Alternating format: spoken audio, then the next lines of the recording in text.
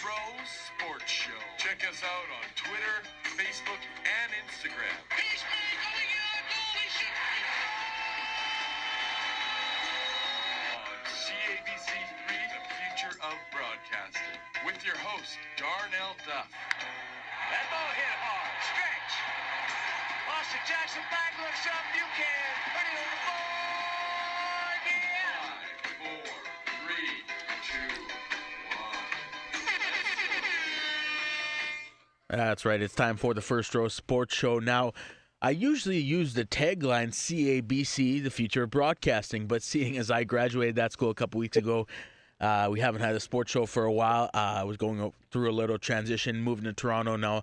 I'm actually at the 680 news desk doing this sports show. It is 1:28 here in Toronto, 12:28 in Winnipeg time, if I'm not mistaken. I mean, I'm pretty sure anyways it's 12:28. And with that, I'm going to welcome Theo Tutkaluk, the juggernaut. You stayed up late to bring people what they want to hear. They're going to want to hear about the Toronto Blue Jays, Jordan Spieth, and the National Hockey League. Thanks a lot for staying up to talk sports with me.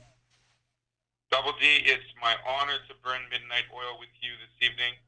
Congratulations on a wonderful internship at the Fan Sports 9 or Sportsnet 590.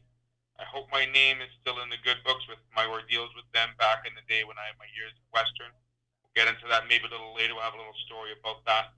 But let's talk about the Toronto Blue Jays tied with the Kansas City Royals. The best records, both of them in the AL, with 3 games remaining. Who has the upper hand right now, you think, Pete?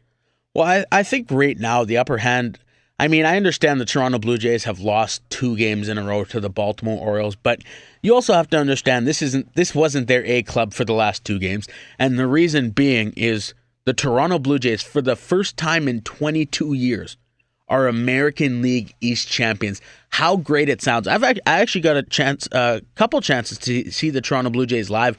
I went last Friday and Saturday against the Tampa Bay Rays. I was actually hoping I could go on Sunday when Josh Donaldson just made another reason why he should be the American League MVP, in my mind, 100%. But I mean, the atmosphere in the Rogers Center, it is absolutely mind-blowing.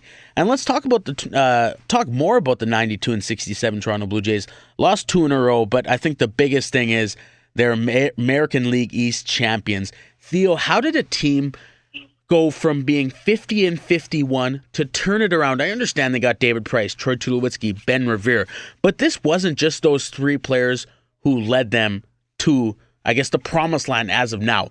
They went 47 and 21 since the All-Star break. This team is 26 games over 500 in their last 68 games, rather. How did this team do it? And I mean, how did they become the AL champs from the East? I mean, they were 8 games behind the Yankees about 2 months ago. Now, they're 6 above the Yankees. They're 6 above the Yankees, and they can breathe easy now because they are sitting on top and they have won the division. I think it starts, obviously, with what AA did with the trades, getting rid of some of the problems with that nucleus. I mean, they didn't think at the time Jose Reyes was an issue, but that was the bowling ball effect, that rolling ball down the downhill slope. Getting rid of Reyes and replacing him with a much more defensive-minded Troy Tulowitzki and a better bat, although it hasn't been seen that in August and September. But, I mean, sealing up that infield and making that strength number 1 defensively was number 1 for AA. Obviously, getting David Price was a massive move. That solidified and fortified your starting lineup and pitching, and that's what a good ace does for a starting rotation. It also gave him the flexibility to look at saying, okay, what do we do with the Sausage King of Toronto when he does come back? I mean, Stroman's pitched 4 times and he's 4-0 right now off the mound. So something's clicking really well. I think we often look at the powerhouse of the Toronto Blue Jays. Their bats are number 1 in the league with almost 870 runs scored this year with 3 games remaining. But the defense and the errors that weren't created July, August, and September are what made this team the better team in the second half of the season. Yeah, we talk about how good their offense is, and rightfully so. This is the best offense in major leagues. I mean, from 1 to 9, this is a team that opposing pitchers just they can't have a break, because if you take a break, even Ben Revere, I mean, he can hit triples, he can hit doubles, he can hit out of the park once in a while. He doesn't do it a lot, but I mean, you go to the immediate part of the lineup, Donaldson, Edwin Encarnacion, Jose Batista, together they had 119 home runs this regular season combined. That was more than the Atlanta Braves by more than 15 home runs. These guys have absolute power, but their offense is great. But we have to talk about their starters. 36-10 since the All-Star break. 36 wins and only 10 losses from their starting pitchers. That is phenomenal, but that also means that the bullpen lost them 11 games. Do you think their bullpen is still a question mark heading into the playoffs? I mean, Mark Lowe was phenomenal in Seattle, but ever since he stepped into a Toronto Blue Jays uniform, I think he's definitely not what they would have expected to them. I mean, I know you can't probably worry about Mark Lowe right now, but I think he's given AA some Gibbons maybe, I don't know, some question marks heading into the playoffs. What's your thoughts on the bullpen, and especially in this case, Mark Lowe?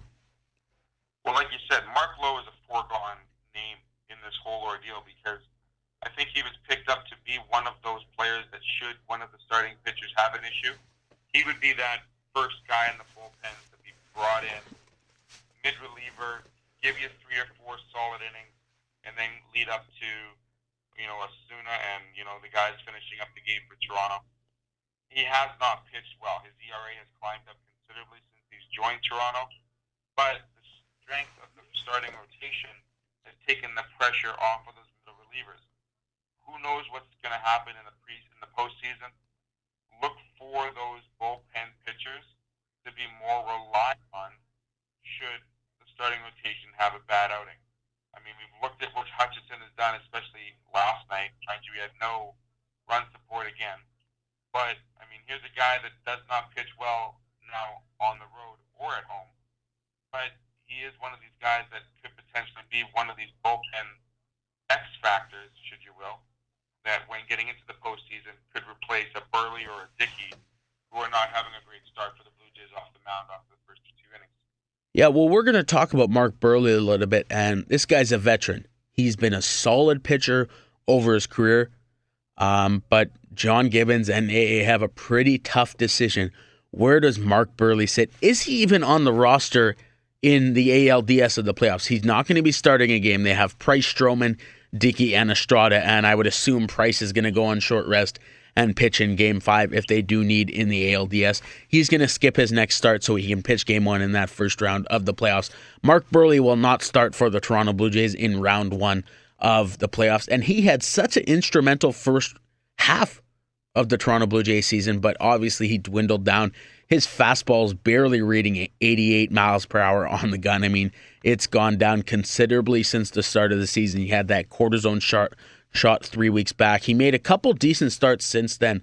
But do you think Mark Burley's even going to be a factor for this Toronto Blue Jays team in his last season as a Blue Jay, but more importantly, probably his last season playing in the majors?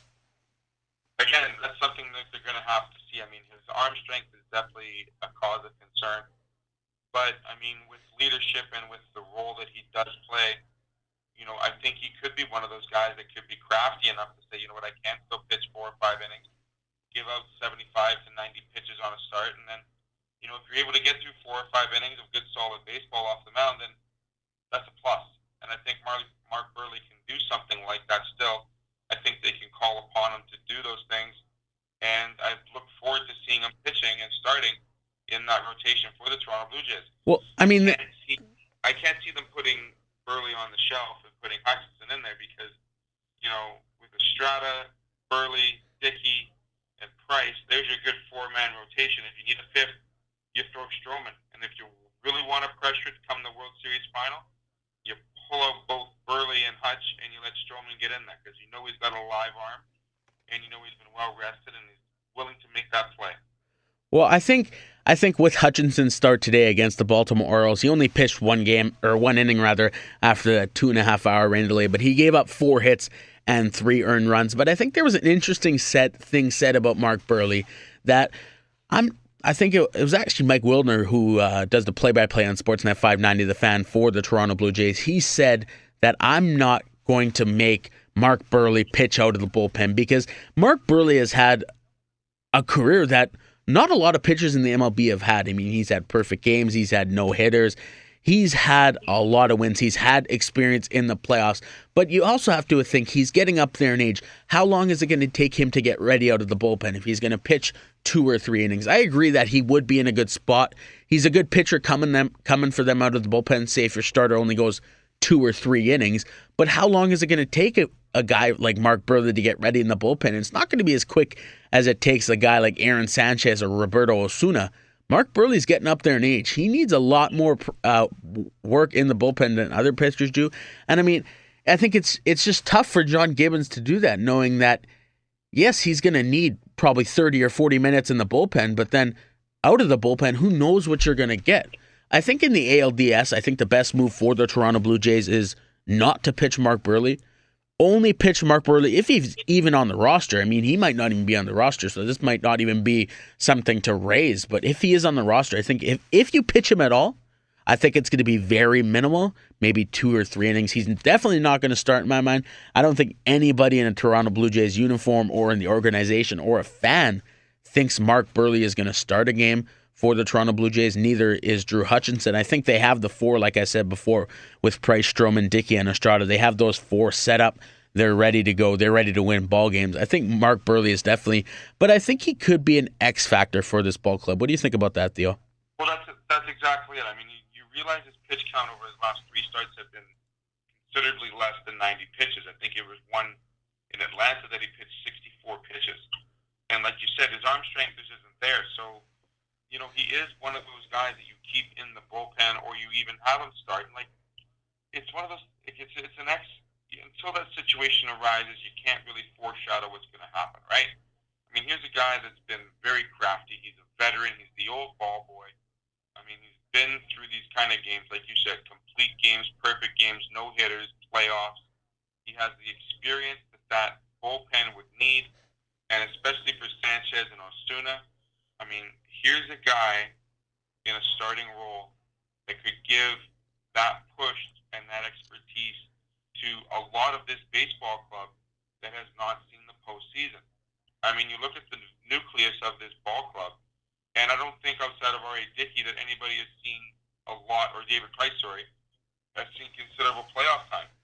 So this is going to be a new territory for mostly all the players on the Toronto Blue Jays. Yeah, it's tough for them. I mean, they're in their first playoffs in 22 years. The last time the Toronto Blue Jays were in the playoffs, Marcus Stroman was 2 years old. He led them to the promised land with that outstanding performance in Game 1 of that doubleheader yesterday. But talk about Mark Buehrle just a little bit more. Let's push it over to Brett Cecil. He struggled as a starter for the Toronto Blue Jays. He went to the bullpen. Now he is on some sort of streak for the Toronto Blue Jays. You just can't hit the guy. You can't score a run off him. Do you perhaps think maybe Mark Buehrle could transition into a guy like Brett Cecil is? Maybe he comes in for an inning. Maybe, do you think Mark Buehrle in his head understands, do you think he has more in his arm than he is giving, but just over the fact he can't give all that arm for 7 straight innings, but do you think if he comes in for 1 inning, he can heat it up a little bit more than he has been for the last couple of weeks? Absolutely, and I'll take 1 or 2 innings out of Buehrle or Cecil as opposed to worrying about Luke or Lowe not having a great start. And I think when you look at those righties and lefties and what they have coming out of the bullpen, all of them can be considerably strong, but they're all on the same page now. So I think when we get through these last 3 games, we find out who exactly the Blue Jays will play. Then Gibbons has his job, and then he has to do one thing only, and that's put together a game plan and a strategy to defeat the upcoming foe for the Toronto Blue Jays. Yeah, absolutely. So the Toronto Blue Jays lost 2 games straight to the Baltimore Orioles, and I was searching on Facebook, just browsing through my Toronto Blue Jays groups, and I was seeing a lot of a lot of people were defending him, but a couple people were mad at John Gibbons that he was playing a glorified AAA team in the Buffalo Bisons for the two games against the Baltimore Orioles in their last 2 games. What is your thoughts on this? I mean, basically, John Gibbons, he's doing a great job in Toronto. I don't understand why people still have a problem with John Gibbons. I understand what the players do on the field, and they're a huge part, but John Gibbons has done very, very well for the Toronto Blue Jays. He's one of the more technical, sound coaches or managers in the MLB, I think. I mean, I think this was a good idea. I understand you lost 2 straight games, but sure, you put out a AAA team, but they were still pretty close to in these ball games. I mean, who knows where it could have went today without that 3-run first inning by Drew Hutchinson. John Gibbons did the right idea in my mind. He has to give his star players some rest.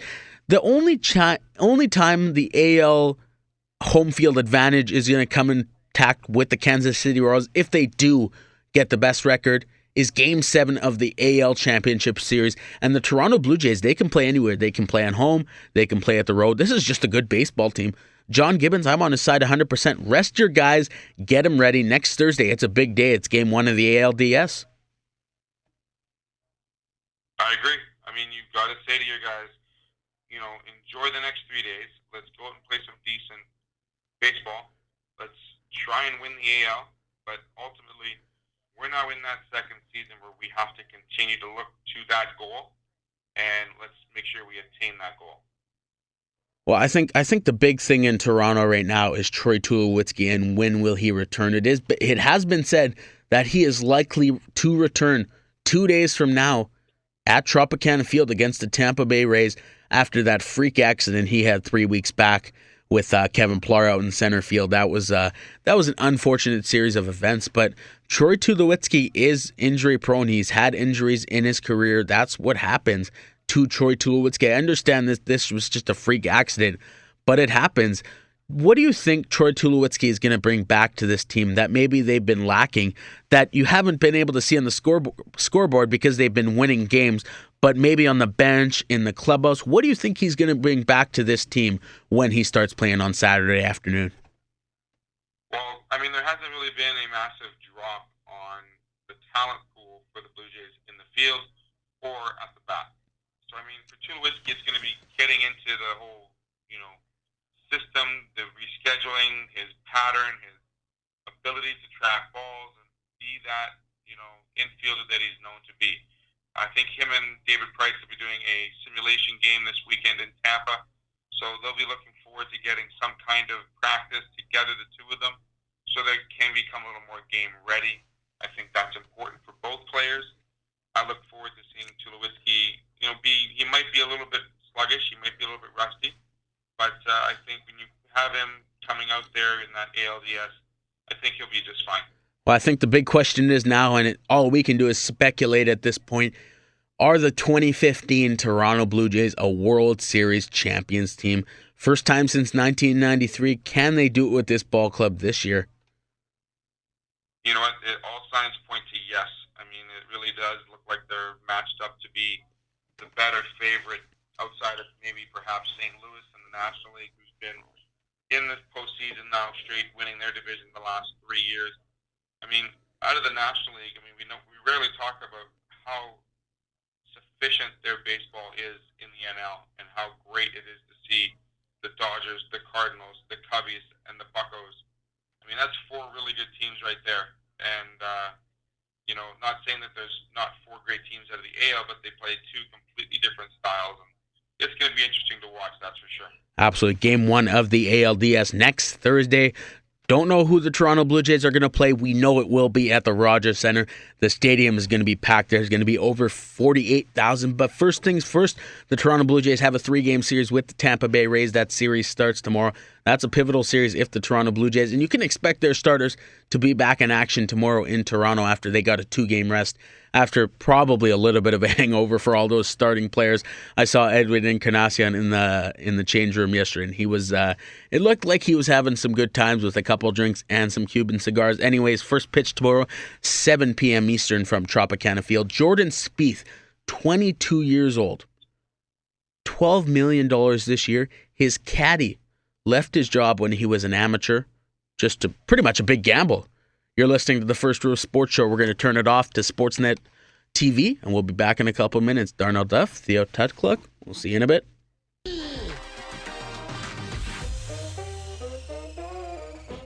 Let's put this together.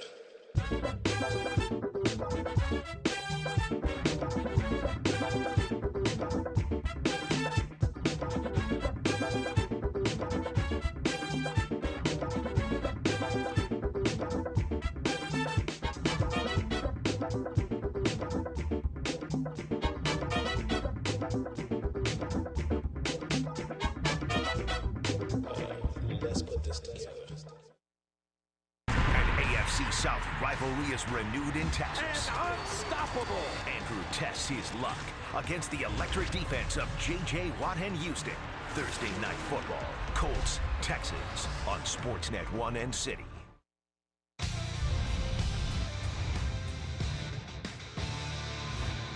The 2016 Grey Cup is heading to the Six. Well, that's not exactly how CFL Commissioner Jeffrey Orridge officially broke the news on Thursday, but the bottom line is BMO will host Canadian football's biggest game in what will be a very busy year for the city of Toronto and its sports calendar. Now, unlike the centennial celebration from a few years back, this time around Toronto's venue will have a more authentic feel to it. Here's Hugh Burrow. The CFL's biggest game is going back to the country's biggest city. This time it's going to be played the way it was meant to be, outdoors at Toronto's BMO Field. I'm enormously proud to announce that for 2016, the 104th Grey Cup presented by Shaw has been awarded to the City of Toronto, the Toronto Argonauts, and most importantly, the people of Toronto. The game will take place November 27th of next year in the home of Major League Soccer's Toronto FC. It's a stadium currently undergoing a $120 million renovation, part of which includes 8,000 additional seats, bringing a total capacity to just over 30,000 for the big game. One of those who will be braving the elements is former CFL Commissioner and current Toronto Mayor John Tory. Sunday. Welcome back to the First Row Sports Show here, streaming live from Toronto. Darnell Duff, Theo, Tutkaluk, and pretty good news for the Toronto sports. They are awarded the Grey Cup next year. It's not going to be played at the Rogers Centre. It's going to be played at BMO Field, which I thought was actually pretty surprising. And I had to ask Theo, why is this game being played at BMO Field opposed to the Rogers Centre? I think what's happening is the CFL and their fans are realizing 67,000 seat capacity venues just aren't, feasible for a Canadian Football League Grey Cup. And quite frankly, I think they're right. I mean, they want to make this an event that's more foundation-based around the community and not just one of those things where you just know about the event only if you go to the Rogers Centre. I think BMO Field will offer a little more of a community surrounding, a little more of a week event planned organization for the Grey Cup. And obviously, Toronto's got a big pull because they have had a pretty good football team the last couple of years with Ricky Ray and the boys doing well there. Scott Milanovich coaching a pretty good team with pinball there, organizing that joint. Bottom line is, BMO Field is smaller. It's a little bit more of a fan-friendly base. And I think that's the reason why. And I think it'll work out fairly well. Well, I guess we're going to see what happens. This year it's in Winnipeg, Manitoba.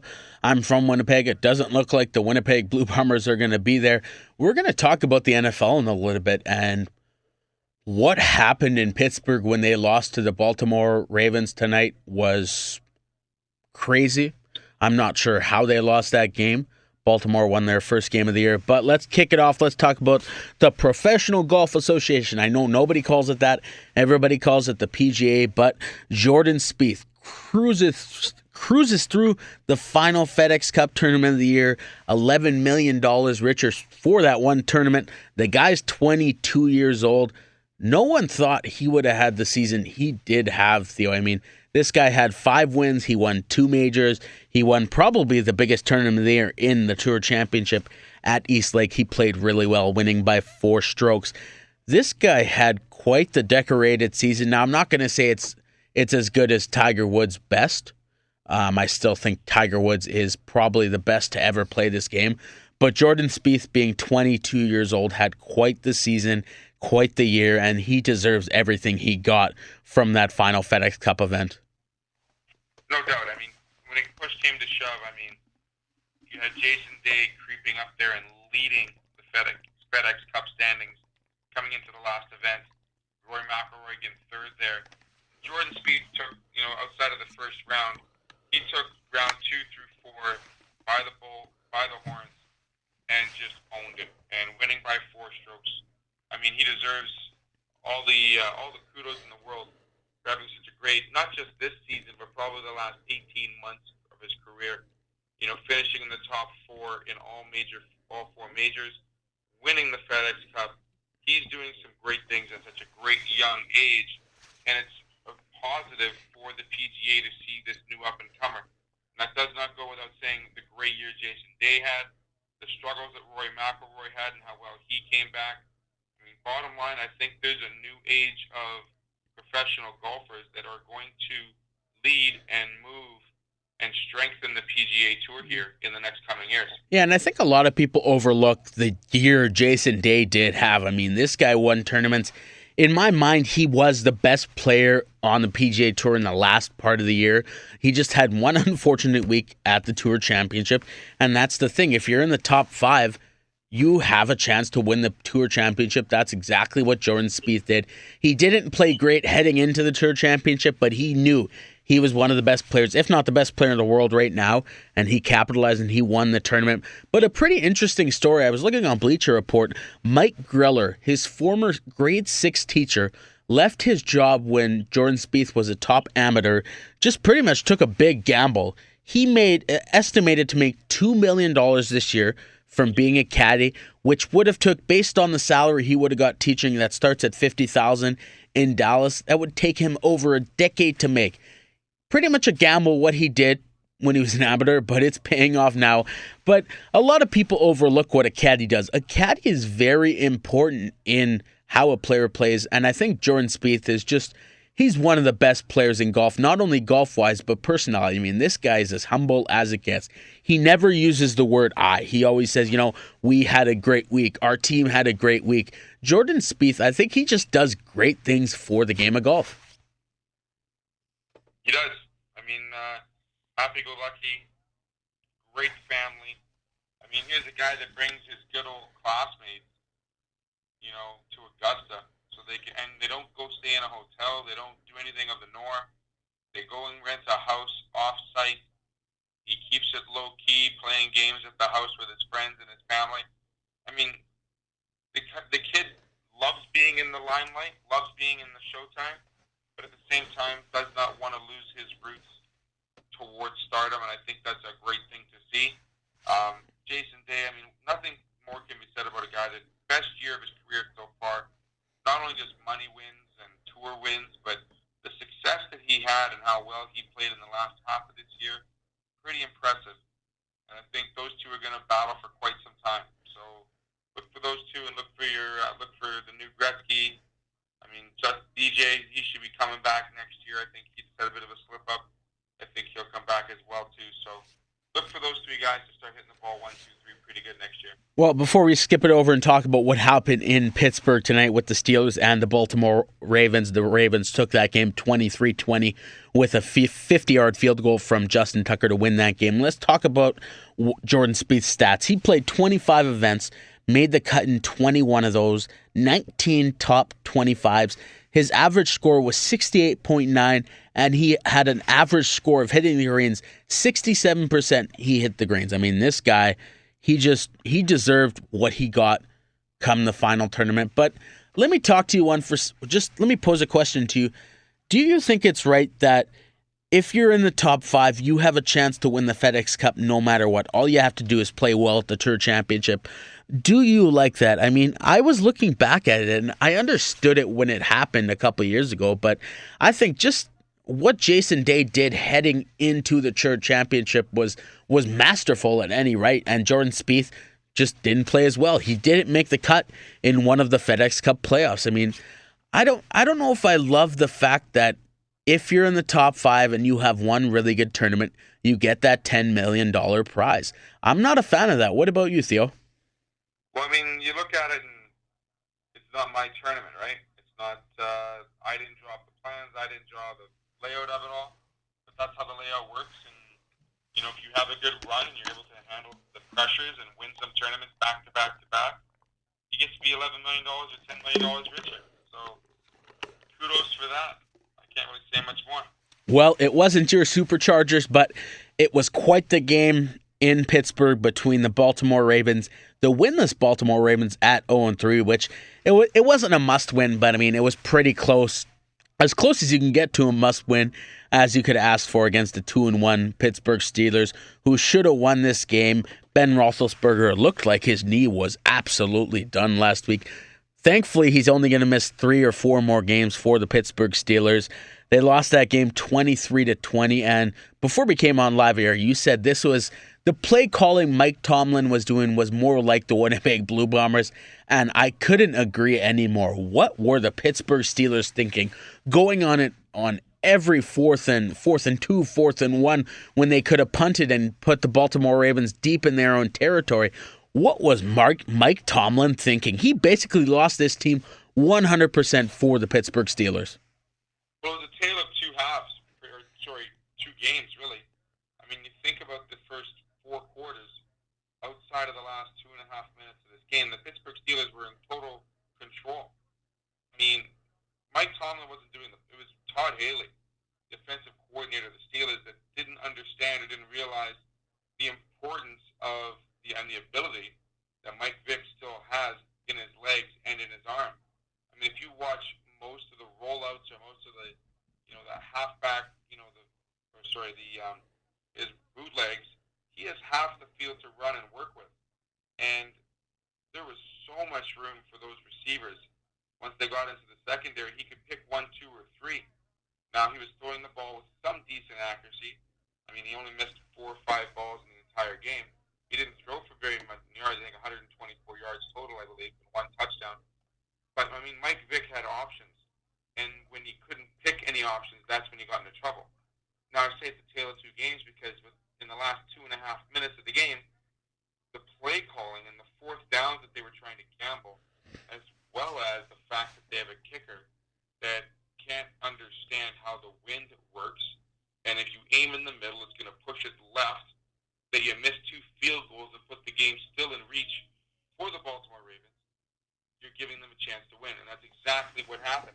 If Josh Scobie hit one of those 2 field goals, like he normally should, like he gets paid to do, you have one job to do, and that's kick field goals, and you miss both, how is it that you have a job on Monday?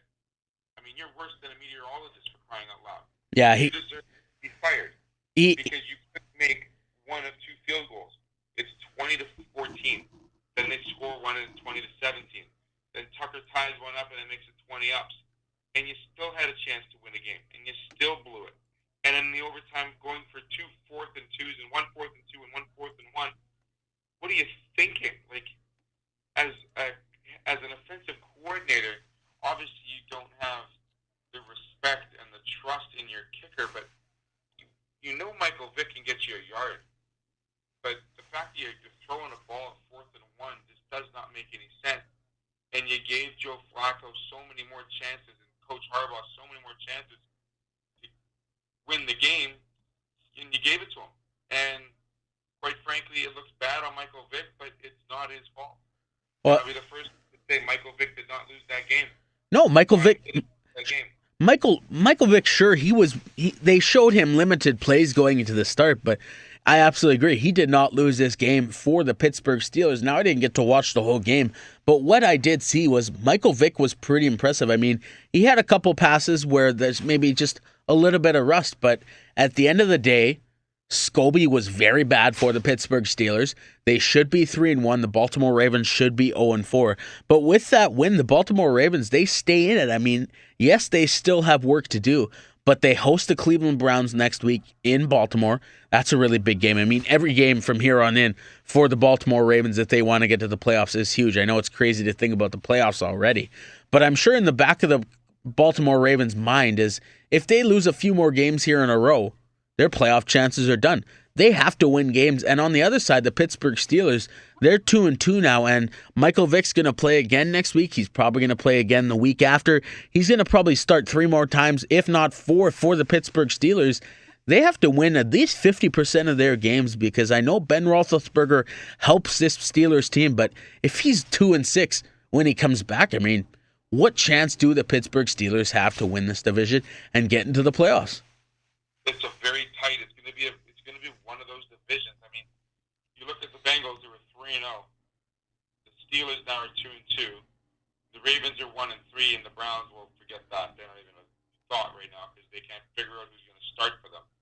But I mean, those 3 teams can still, I think, any one of those 3 teams win the division. The question is, will there be a second winner out of that or a wild card out of that division? I don't think so.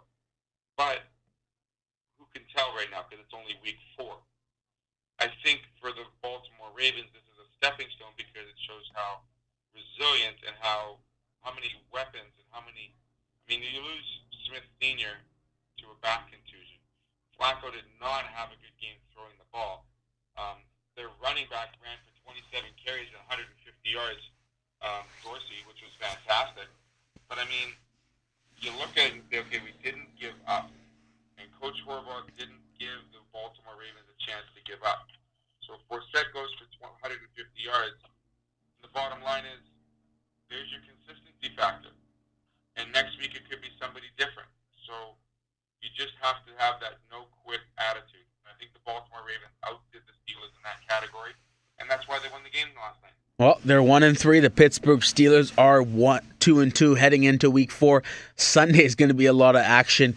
How do you think the San Diego Chargers fit this week? Do you think they're going to win another football game? Where's Phillip Rivers going to do?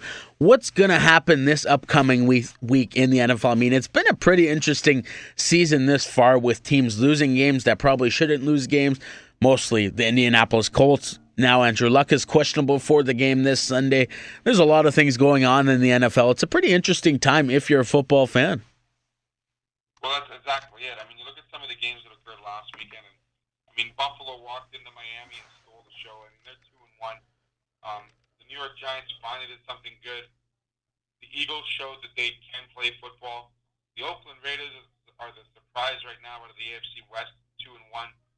They haven't had the toughest of schedules, but they still have a pretty good chance of going 3-1 heading to Chicago.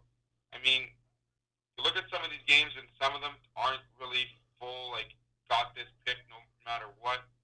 And some of the games, you look at them and say, there's some pretty good matches. I mean, you look at Sunday's matchup between the Vikings and the Broncos, and, of course, the Sunday night of the Cowboys without Tony Romo, without Dez Bryant, going into New Orleans, where New Orleans is still looking for their first win. I mean, it's going to be a lot of fun. I really think you brought up my Chargers. If they lose to the Browns when they're in San Diego, then they've got some serious questions to ask, because San Diego should not be losing to Cleveland in San Diego. I mean, Arizona's been a surprise going 3-0. So, I mean, there's lots of great games showing up. I think Atlanta's going to have a fun time with Houston. So it should be a good match, good tilt no matter what. Well, let's switch things up. Let's talk about the Canadian Football League quickly. Henry Burris had quite the game for the Ottawa Redblacks, really coming out of nowhere. Pretty tragic season last year. This year, they are one of the better teams. Believe it or not, they are one of the better teams in the Canadian Football League. Unfortunately, the Winnipeg Blue Bombers aren't. They played the Calgary Stampeders last week. They lost 25-23. The officials said they missed it. I was at that game. Yeah, you actually told me that, and they said they missed a call late in the game. And what does that mean for the Winnipeg Blue Bombers? At the end of the day, you lost the game 25-23. They have 5 games left. They probably have to go 5-0 if they have a chance of making it into the playoffs. You know, in the CFL, you don't need 12 wins to get into the playoffs. You can probably get in there with 7 or 8 wins. That's what the Winnipeg Blue Bombers are realistically looking at, and they probably can win a few more games. I don't know if they can go 5-0, but I mean, they played a pretty good game against a pretty good Calgary Stampeders squad. They had their mistakes, no question about it, against Calgary last weekend. And you can't, obviously as a coach, you can't say it's all on one call, but I mean, when you look at it, mistakes and some of the officiating and some of the play calling that Winnipeg had, truly there was some really dumb mistakes. I mean, the fact that this call, let's quickly touch on the officials' call. There were 50 seconds remaining, no end. I mean, if you're a offensive player, quarterback, and you know it's a 3rd and inches call, and you're going to be running this ball, you look at your formation and make sure it looks decent. Nobody's out of place, and then you run the play. For them to call that as if he made a mistake is completely preposterous. Now, Colorado, who's the field goal kicker for the Bombers, should have made that 50-yarder. He pushes it right. The game goes down as a loss, 25-23. Can't change the outcome of it, even though CFL says they've come out and disciplined the official. Who cares? You play Edmonton Saturday afternoon. You now start a winning streak so that you can get to that crossover game. I think the Bombers are only 4 points out of a crossover. So if you go 4-1, 3-2, you still have a shot. Henry Burris, what can you say? I mean, the guy he now has the CFL record for most completions in the game at 45, outdoing Anthony Calvillo. He's an ageless wonder. He's much like Damon Allen, much like the great Warren Moon, Matt Dunnigan. You can put him in Tracy Ham. You can put him in that character and that qualification as some of the greatest quarterbacks to play in the modern CFL era. So, I mean, for a guy like Henry Burris, everyone says, well, he chose Ottawa over Winnipeg. Yeah, he chose Ottawa over Winnipeg, and look how he's doing. I mean, the hare and the tortoise, right? He's winning football games at the end of the day. And I mean, I understand officials make mistakes, but I think the thing that bugs me the most there, and yeah, I like the Winnipeg Blue Bombers. I'm from Winnipeg. I don't go to a lot of games, but I mean, that's just because I just don't have the money to watch the football games. But I think the thing that upsets me is the official said he was where he needed to be, and then as soon as the whistle goes, he's the one who throws the flag and penalizes the Winnipeg Blue Bombers. How do you do that as a professional official, if you want to call him a professional, whatever you want to call this guy? How could he have done that to the Winnipeg Blue Bombers after he said he was in the right position? Yeah, I don't know. I really don't get that because all those answers don't add up. It's a politician answering politician questions with a lot of hearsay and yeah. And it's not what we want to hear. You make a mistake, you own up, you fess up to it, but you know what? You can't change it. And a game doesn't sit on just one blown, botched call. Winnipeg Blue Bombers had chances to win that game and pull up. They had played a great first half. They were tied after the first half. Lost the third quarter terribly and played a great fourth quarter. So, I mean, it's a little bit heartbreaking.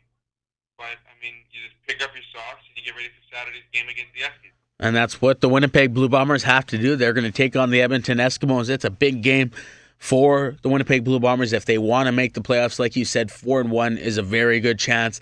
They can go 3-2, but they can't go 2-3. They need to go at least 3-2. Anyways, you're listening to the First Row Sports Show. We're going to kick it off back to Sportsnet. You're listening to Darnell Duff, Theo Tutkaluk. We'll see you in a minute. Back for sure. He's a tough kid, so to see him come back and play as well as he did in the third period, it was nice to see. I thought Bo had a real strong game. He's a good skater. I thought Jake played one of his better games. Went to the net well, battled hard, and I think Barch was good too. I think the whole line is good. Elsewhere in the NHL, Flames taking on the Jets. First period, Winnipeg down a goal on the power play. Nikolai Ehlers over to Nicholas Petan. Mark Scheifele ends up with the easy tap-in, game tied. Final minute of the period now. Ehlers cuts in. The puck gets knocked off his stick, but he still beats Yoni Ordio 5-hole style. It's 2-1 for the Peg after 20 minutes. In the second, some 4-on-4 hockey. Ben Sherratt behind the net, out front for Scheifele, who buries his second of the game to put the Jets up by 2. But players still taking part in that 3-on-3 overtime. Brian Little for Tyler Myers, who just undresses Ordio and buries it as the Jets get the W in the game and win the overtime as well. By the way, Andrew Ladd left this one after the second period for precautionary reasons with an undisclosed injury. Michael Hutchinson stopped 32. All right, welcome back to the First Row Sports Show. The Winnipeg Jets beating up on the Calgary Flames 3-1. They're 2-2 in the preseason. We're going to kick it off with the Winnipeg Jets, the National Hockey League. They are all even in the preseason. What do you think lies ahead for this Winnipeg Jets team? Like we've mentioned before in previous shows, they haven't really done a lot. I don't think they haven't become a better hockey team. I'll say that. They do have some prospects. Ehlers is playing really well. Petan, I don't know. Petan's probably going to be the AHL rather, but I mean, the Winnipeg Jets, I don't think they've done a lot, and I don't think they're going to be any better than they were last year. Well, it's one of those things where you've got Petan, Ehlers, Raffle, Cobb, Capone. These guys are still in the mix right now. There's going to be some cuts being made after Saturday's game in Calgary, finishing this home and home. I think for Chevy and the coaches, they really have to look at the chemistry and the potential of what can happen. I mean, you look at Nikolai Ehlers, I think they're facing something different with him than a lot of the other players on the bubble. And with him, it's the fact that he's aged out of going back to the juniors. If he goes to the Moose, there's that potential that he could go to Europe, to his home country, and play in Europe. So if you do that, you may lose him in the Jets organization unless you put a tag on him. But I don't think he wants to go down to the Moose. I think he wants to, and I think he deserves to be a Winnipeg Jet. I think Nick Patan does the same. So, I mean, it leaves Peluso, Raffle, Lepone, who played a pretty decent game. He's a little bit of a spitfire, that guy. I like him pretty good. There's 4 or 5 guys in the mix that are going to have a hard time making this roster. Andrew Ladd leaves at the end of the second, did not come back to the third. We don't know if there's an injury. We're waiting on that report. But, I mean, the other thing I look at is Hutch played a fantastic, solid 60 minutes there. He backstopped that third period of being outshot 13-5 by the Flames, and he made some pretty sensational saves, truly showing the Winnipeg Jets that he is going to be your solid number 2, if not your number 1. Yeah, at the end of the day, I mean, I'm probably sounding like a little bit of a broken record now, saying that they're just a bunch of second line guys playing on the first line. I know Andrew Ladd he's a good second line guy, but at the end of the day, I'm going to say it again. I'm probably going to say it next week. I'm going to keep saying it until the Winnipeg Jets change something and they get a first liner. But right now, they do not have a great first liner. And in hockey, you can't win games. You can't compete the best without a first liner. And the Winnipeg Jets just do not have that. No, and I think that's what they're going to be facing come, the last half of the season into next year's postseason. They're going to be looking, if they don't see the dividends of this, this restructuring game plan of the Winnipeg Jets and building from scratch.